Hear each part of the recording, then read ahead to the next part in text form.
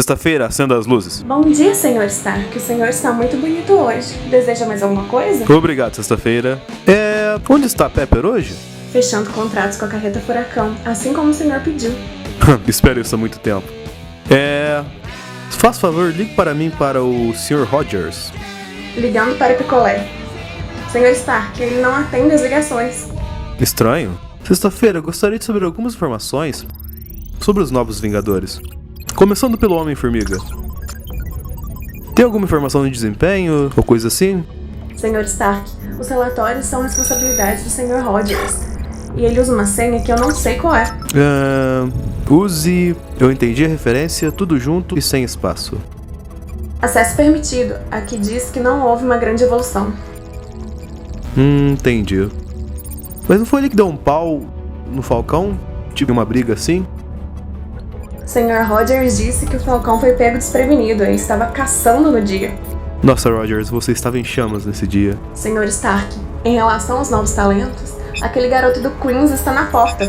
Peça pra ele subir. Acho que ele já subiu pelo banheiro. Como o senhor encontrou esse garoto? Digamos que eu estou sempre um passo à frente de todo mundo. Em relação também a outros Vingadores, você tem alguma informação de Sharon Carter? Acabei de acessar estes dados, mas o senhor não vai gostar muito do que temos aqui. Deixe-me verificar então.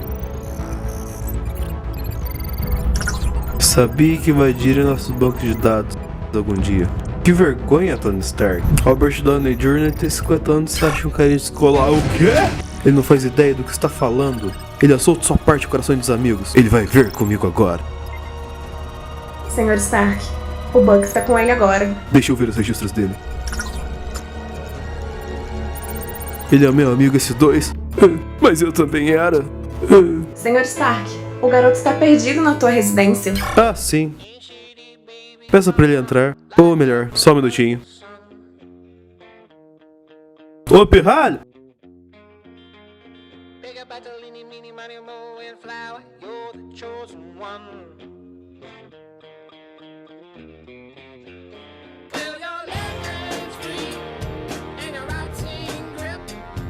Vamos fazer uma selfie e mostrar pro Rogers quem é o grande amigo agora. Ele vai ver só isso. Vamos lá, diga X. Vamos ver o que ele vai responder de mensagem. Agora é guerra?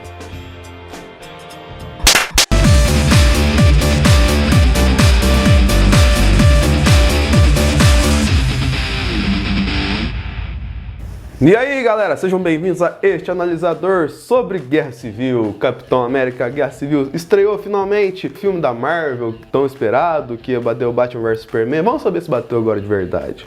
Quem acompanhou bastante tempo falando aqui sobre filmes da Marvel sempre viu falar alguma coisa tipo parecido. A Marvel acertou mais uma vez. O filme foi bom pra caramba, o filme é foda, o melhor filme disparado do ano. A série é muito boa, você tem que assistir esse filme, ficou muito fodido. Grande sucesso da Marvel, mais uma vez acertando a mão. Enfim, Jessica Jones é uma série top pra caramba. Demolidor ficou espetacular. E eu parei de pensar, pra falar de Capitão América Guerra Civil, por que eu sempre falo isso dos filmes da Marvel? Lógico, se comparar Thor, Mundo Sombrio, a Guardiões da Galáxia, é lógico que você sabe qual filme que é bem melhor que o outro. Mas eu classifiquei da mesma forma. Então eu parei pra analisar pra chegar na seguinte conclusão, que a Marvel está em constante evolução. Apesar de ela ter sempre o mesmo formato, que parece uma receita de bolo, que repete os mesmos fragmentos de história, de jornada do herói, ela tá evoluindo gradualmente, bem devagarzinho assim, adicionando poucas coisas, poucos fragmentos a seu tipo de narrativa. Digamos que, comparando a bolos dos filmes da Marvel, temos um bolo de cenoura, um bolo de limão, um bolo de laranja, um bolo de fubá, um bolo de baunilha, um bolo de chocolate. E Capitão América Guerra Civil é um bolo Floresta Negra com 2 camadas e cheio de cobertura. Sim, galera, eu tenho que dizer que a Marvel acertou mais uma vez. Guerra Civil não é um filme só bom pela receita de bolo da Marvel. Ele também acerta brilhantemente nas reinvenções da Marvel, tentando evoluir essa receita de bolo. Uma coisa que é muito interessante agora, principalmente nessa fase onde os filmes de heróis estão muito questionados, de sempre a mesma coisa, de não entrar na monotonia. Isso pode ser a luz do fim do túnel para os filmes de herói. Algo que a Fox já está sofrendo por fazer uma coisa muito igual a maioria das vezes. Com exceto o Deadpool, lógico. E um exemplo disso é o primeiro ato do filme, que tem um tom sério, que trata de fantasmas que atormentam nossos heróis e os dilemas perante a sociedade. Não tem muitas piadas durante o primeiro ato do filme. Alguma coisa coisa só complementa o perfil do Tony Stark, assim, que ele é um piadista naturalmente. Mas tirando isso, não tem nada muito cômico na primeira parte do filme. Isso também é interessante para fazer a divisão dos times. Dependendo do drama, dependendo de como foi a situação que o cara viveu, ele vai para determinado time. Esse primeiro ato é uma coisa muito interessante, principalmente para os críticos que pegam muito no pé e para os haters da DC que falam que a Marvel só faz filme de piadinha. Porém, quando chega no segundo ato, a Marvel fala assim: beleza, vocês viram que a gente pode fazer um filme diferente, agora vamos fazer um filme do meu jeito. E quando a Marvel faz o filme do jeito dela, ela joga logo de cara pra você o Homem-Aranha. E tipo, o Homem-Aranha tá espetacular, cara. Ele é o espetacular Homem-Aranha de verdade. E com certeza ele tem muito potencial pra ser o melhor Homem-Aranha do cinema fácil, cara. Quando começar a explorar ele individualmente, assim, num filme só dele, assim, vai virar um herói, tipo, muito pop, assim, mais do que já é, vai virar menos de internet e tal, assim, porque o Homem-Aranha tá muito bom, cara. Além, claro, das épicas batalhas de herói contra herói, que é cenas que a Marvel sabe muito bem fazer e que não foi revelado tudo no trailer, apesar dos 300 spots de TV. A briga não tem 3 minutos, a briga é tipo um ato inteiro do filme. Temos a revelação de um grande vilão, com fundamentos, com uma história por trás, com o sentido de por que ele quer fazer aquilo. Uma coisa que era outra crítica da Marvel, que não explorava muito bem seus vilões. Se for parar pra analisar, a Marvel fez o que ela faz de melhor. Utilizou os heróis para fazer um filme bom.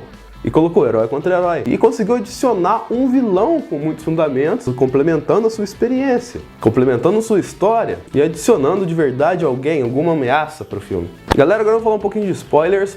Se você não quer tomar spoiler, pule para o minuto seguinte mostrado aqui no canto da tela, porque tem a conclusão da nossa crítica, tem a conclusão da cena de abertura, e é muito interessante, eu quero que você veja muito. Agora, spoiler! Capitão América Guerra Civil apresenta uma evolução grande na personalidade dos heróis.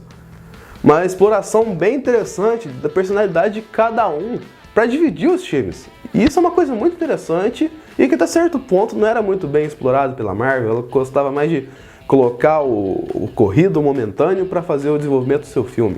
De um lado temos Capitão América, que não vê necessidade mais de se adaptar ao mundo, mas que o mundo tem que se adaptar a ele. Pode ser um pouco egoísta isso, mas faz algum sentido perante as coisas que ele já fez. Ele já conteve uma ameaça em Washington, ele já conteve uma ameaça em Nova York, ele já conteve uma ameaça em Sokovia. Se não fosse o Capitão América, nada disso teria acontecido, desde a época lá que ele era um jovem picolé. Ele entende que o Acordo de Sokovia limita muito o poder dos heróis perante determinada situação.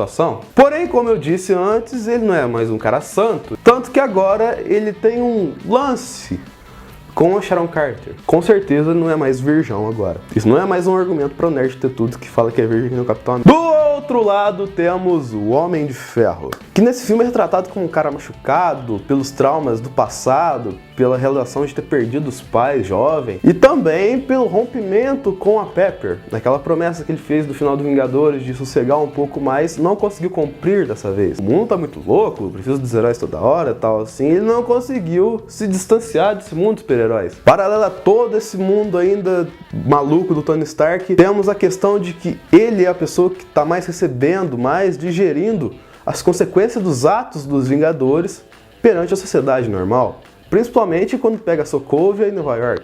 As pessoas vão cobrar dos Vingadores, elas vão pessoalmente falar: você matou meu filho, você fez o cara ficar doente, o Costel não valia a pena ser salvo pelo Gavião Arqueiro e nem pelo Mercúrio. Esse é pessoal, não tem nada a ver com o filme não. Em certo ponto você vê algum sentido do lado do Tony Stark na Guerra Civil. É um lance que a Marvel acertou mais uma vez, que tipo, faz sentido você escolher entre Team Cap ou Team Iron, porque os dois têm argumentos muito bons. Você não tem tipo assim, um é o bom, o outro é o mal. Os dois são bons e os dois podem ser maus também. E essa questão pode parecer muito com o plot dos filmes da DC, principalmente com Batman vs Superman, questionando o valor e responsabilidade dos heróis, assim.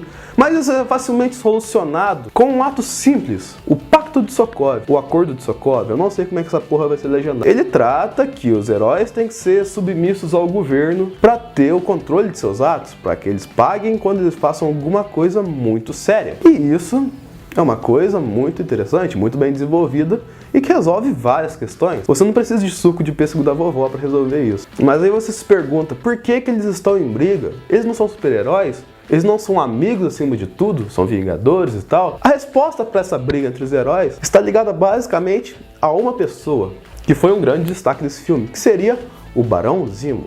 Ele é contado como uma espécie de ex-soldado que conhecia muito sobre o plano do Soldado Invernal e dos super soldados que envolveram a criação do Soldado Invernal. Partindo do ponto que ele conhece muito bem esse plano, ele sabe como comandar o Buck. E uma vez que ele comanda o Buck, ele comanda nas ações que o Buck faz à margem da lei. Ele, sem muita influência, ele sem muito poder, consegue desestabilizar os heróis utilizando a inteligência. Mas você pergunta, qual a motivação dele? A resposta está em um dos atos heróicos dos Vingadores, que foi em Sokovia, onde o Barão Zemo perdeu sua família. O vilão tem uma motivação muito grande, ele quer destruir quem destruiu a família dele, e faz todo sentido. Essa questão que pega na hora do Acordo de Sokovia, onde você para a pensar e fala, Tony Stark está certo. Até o Viúva Negra se surpreendeu quando falou isso. Além disso, tivemos o advento do Pantera Negra, tá muito bem feito. E os aspectos do Pantera Negra tá muito igual ao do quadrinho. Aquela questão de meio cartunesca, assim, e misturada a uma pantera de verdade, movimentação, assim, ainda mais pra quem viu Mowgli, assim. Que é uma coisa muito interessante de colocar na tela. Falando em animais e heróis, assim, temos ele, o Homem-Aranha. Logo, logo, seu queridinho de todo mundo, vai virar meme na internet. Porque o Homem-Aranha é muito bom, cara. Tanto na personalidade dele como aranha, personagem e o CGI deles estão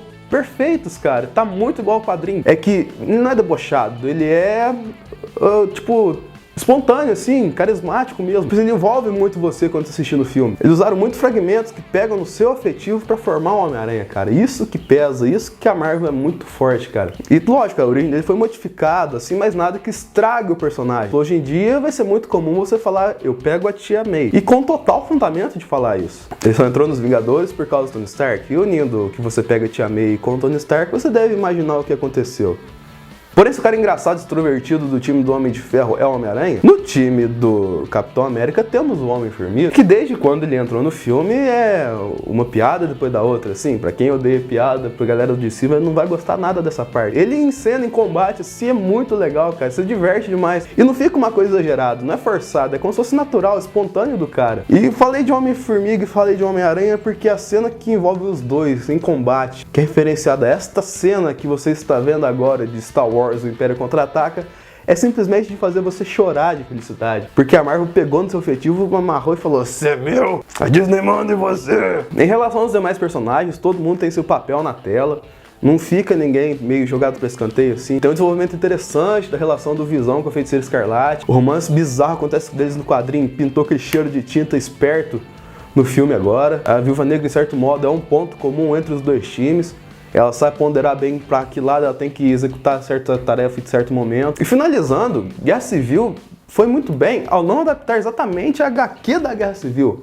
Porque é muito complicado você fazer uma HQ com tantos personagens, com tanta coisa envolvida quanto foi a HQ do Guerra Civil. E também se pegar só a fundamentação básica, assim, já foi bastante, já foi necessário para fazer um filme ótimo. Seria impossível também adaptar alguma coisa assim, até porque quadrinhos não são feitos para ser filmes, e o cachê do Guerra Civil ia ser milionário se fosse igual ao quadrinho.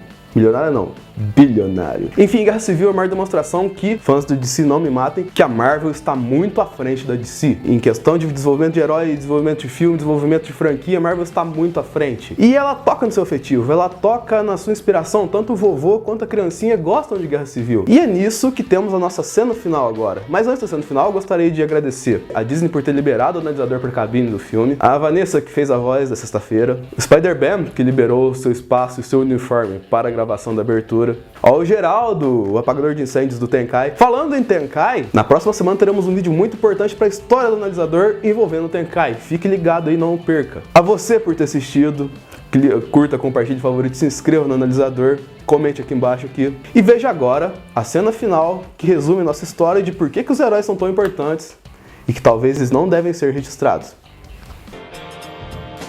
Senhor Stark, tenho registro de um novo Vingador. Olhe só, seu nome é Gabriel e ele acabou de derrotar a leucemia. Tenho relatos de que ele é um grande fã do Homem-Aranha.